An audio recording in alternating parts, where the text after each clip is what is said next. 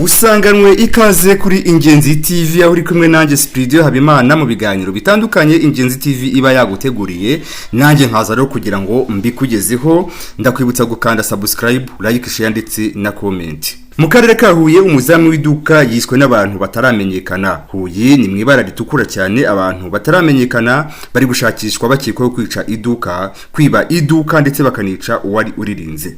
Aba bantu bikekwa ko ari abajura barakekwaho kwiba iduka barangiza bagasiga bishe umuzamu waryo. Byabereye mu mudugudu w'Urusisiro mu kagari ka Matyazo mu murenge wa Ngoma mu karere ka Huye. Umuvugizi wa polisi mu ntara y'Amajyepfo CIP Kamanzi Hassan yabwiye umuseke ko abakuru polisi yamenye yihutira kujyayo ndetse na ribu basanga umuzamu wari mu kigero cy'imyaka 61 y'amavuko warindaga iduka ricuruza ibintu bitandukanye yishwe n'abagizi ba nabi. Umurambo wajyanwe ku bitaro bya CHIB mu gihe ubugenzacyaha ribu bwatangiye iperereza kugeza ubu ntiharamenyekana ibyibwe byose mu iduka n'agaciro kabyo. Polisi ku bufatanye n'izindi nzego ndetse n'abaturage bakomeje gushakisha abakekwaho buriya bugizi bwa nabi.